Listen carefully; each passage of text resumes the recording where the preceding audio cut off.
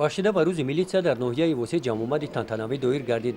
Дар ин чорабинӣ ҳайати шахсӣ шуъбаи вазорати корҳои дохилӣ дар ноҳияи восеъ, собиқадорони милитсия, намояндагони мақомоти иҷроияи ҳокимияти давлатии ноҳия, роҳбарони мақомотҳои ҳифзи ҳуқуқ иштирок намуданд.